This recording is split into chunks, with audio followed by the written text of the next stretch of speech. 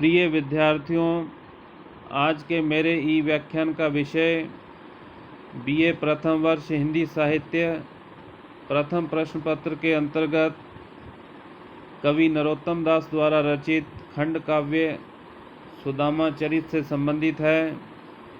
यह एक प्रकार का खंड काव्य है। इसकी कथा का स्रोत श्रीमद्भागवत है, जिसके दशम स्कंद के अध्याय 80 और 81 में सुदामा दारिद्र्य भंजन की कथा वर्णित की गई है।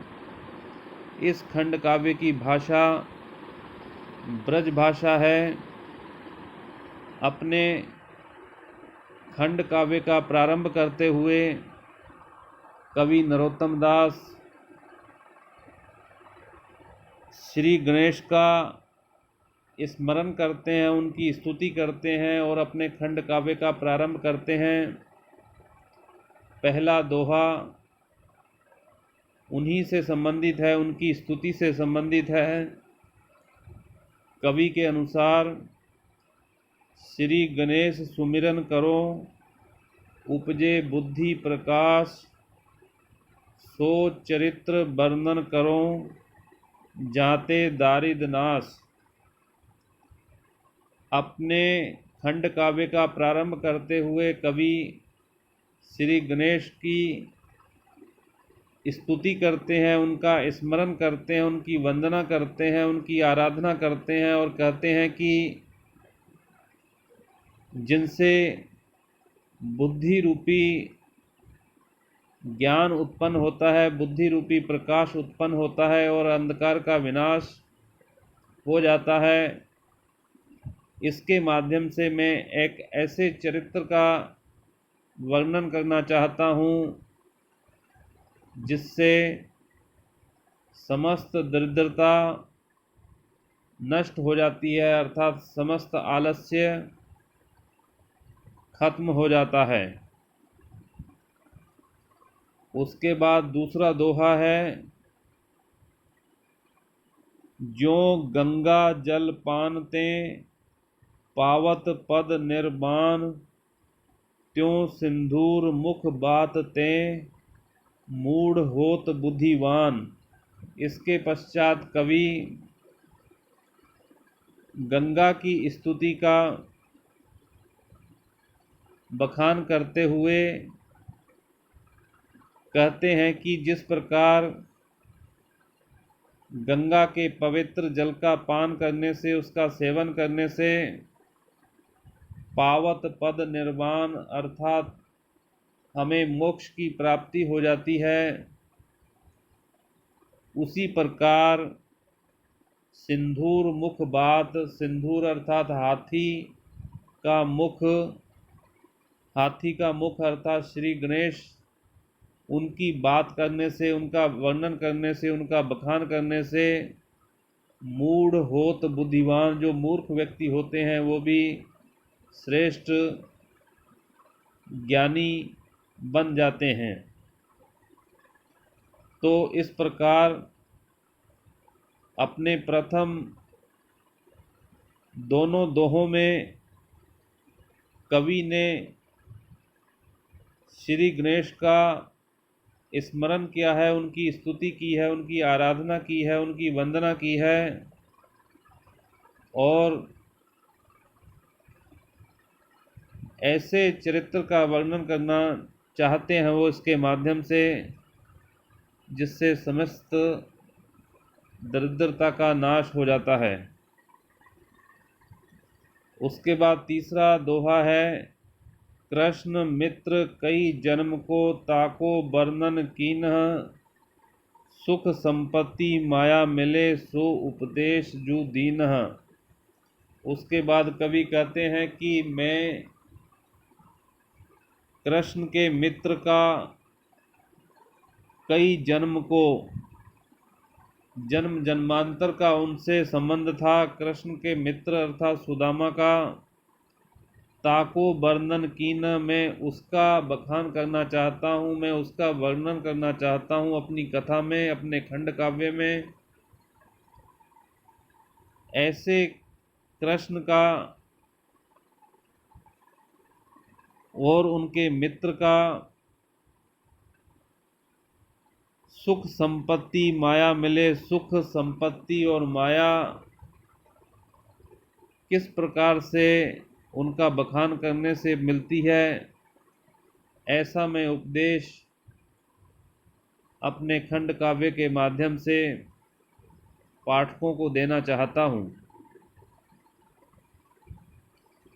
चौथा दोहा है, विप्र सुदामा बसत हो, सदा आपने धाम, भीख मांग भोजन करे, किए जपत हरि नाम। इसके बाद कवि नरोत्तम दास सुदामा की चारित्रिक विशेषताओं का बखान करते हुए उनके बारे में बताते हैं कि विप्र अर्थात ब्राह्मण सुदामा बसते हैं, निवास करते हैं, रहते हैं, सदा आपने धाम, सदा अपनी कुटिया में वह रहते हैं और उनका जो मुख्य कार्य है वह भीख मांग भोजन करे। भीख मांगकर अर्थात भिक्षाटन करके भोजन करते हैं। हिये जपत हरि नाम, लेकिन उनके हृदय में हमेशा ईश्वर का नाम हमेशा रहता है, अर्थात उनकी ईश्वर के प्रति सच्ची आस्था है। इस प्रकार से कवि सुदामा की चारित्रिक विशेषताओं का इस दोहे के माध्यम से उद्घाटन करते हैं कि किस प्रकार एक गरीब ब्राह्मण सुदामा हैं जो हमेशा अपने घर में रहते हैं और भीख मांगकर वो भोजन करते हैं तथा अपने हृदय में निरंतर हरि का नाम जपते रहते हैं। उसके बाद पांचवा दोहा है, ताकी घरनी पतिव्रता। अब इसके बाद वह उनकी पत्नी, जिसका नाम इस खंड काव्य में सुबुद्धि बताया गया है, कवि कहते हैं कि ताकी अर्थात सुदामा की जो घरनी है, जो पत्नी है, वो पतिव्रता है, पति के व्रत का पालन करने वाली, एक निष्ठ समर्पण रखने वाली, गहे वेद की रीति, वह वैदिक परंपराओं और रीति रिवाजों को मानने वाली होती है, उनको ग्रहण करने वाली होती है। सलज लज्जायुक्त सुशील, जिनका आचरण पवित्र है। सुबुद्धि अति, वह ज्ञान में भी श्रेष्ठ कही जा सकती है। सुबुद्धि अति, पति सेवा सो प्रीति, उसका मुख्य आकर्षण और प्रेम अपनी पति की सेवा, अपने पति की सेवा करना है। इस प्रकार कवि ने अपने खंड काव्य के प्रारंभ में सुदामा के साथ साथ सुदामा की पत्नी की चारित्रिक विशेषताओं का भी वर्णन किया है कि किस प्रकार वह पतिव्रता है और वैदिक परंपराओं को मानने वाली है। वह अत्यंत लज्जा युक्त है, अत्यंत चरित्रवान है और सुबुद्धि ज्ञान में भी वह श्रेष्ठ है और उसकी जो प्रीति है, उसका जो प्रेम है, वह अपने पति की सेवा करना है। उसके बाद छठा दोहा, जो आज के ई व्याख्यान का अंतिम दोहा है, उसमें कवि कहते हैं, कहियो सुदामा एक दिन, कृष्ण हमारे मित्र, करत रहती उपदेश तिये, ऐसो परम विचित्र। आगे कवि उल्लेख करते हुए कहते हैं कि किस प्रकार सुदामा और उसकी पत्नी में एक दिन वार्तालाप होता है, वह बातचीत करते हैं और सुदामा अपनी पत्नी से कहते हैं, कहियो सुदामा, एक दिन सुदामा ने अपनी पत्नी से कहा कि कृष्ण हमारे मित्र हैं, जो द्वारिकाधीश हैं, तीनों लोकों के जो स्वामी हैं, वह हमारे मित्र हैं। यह कथन सुदामा के द्वारा कहा गया था अपनी पत्नी के प्रति। उसके बाद उनकी पत्नी करत रहती उपदेश तिये, तिये अर्थात उनकी पत्नी जैसे ही सुदामा ने बातों ही बातों में अपनी पत्नी से कहा कि जो कृष्ण हैं वो हमारे मित्र हैं, उसके बाद उनकी पत्नी उनको उपदेश देती रहती है कि आपको अपने मित्र के पास जाना चाहिए। हमारी दयनीय दशा है, हम अत्यंत गरीब हैं, हम अत्यंत निर्धन हैं, इसलिए वो विचित्र तरीके से अपने पति को उपदेश देती है कि आपको सहायता के लिए श्री कृष्ण के पास जाना चाहिए, क्योंकि वह आपके मित्र हैं।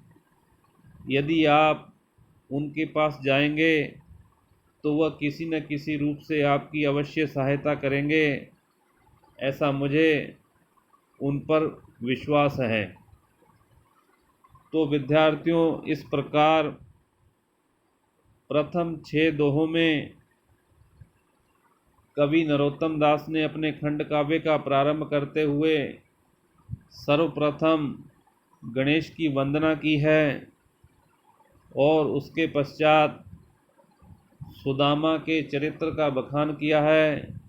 साथ ही साथ सुदामा की पत्नी सुबुद्धि की चारित्रिक विशेषताओं का भी उद्घाटन किया है और अंत में सुदामा और सुबुद्धि के बीच जो वार्तालाप होता है और उसके पश्चात की जो स्थिति बनती है उसके बारे में भी इसमें पूरी तरह से वर्णित किया गया है कि किस प्रकार जैसे ही सुदामा ने अपनी पत्नी से कहा कि कृष्ण मेरे मित्र हैं, तो उसी दिन से सुदामा की पत्नी सुबुद्धि बार बार अपने पति को श्री कृष्ण के पास सहायता के लिए जाने के लिए प्रोत्साहित करती है।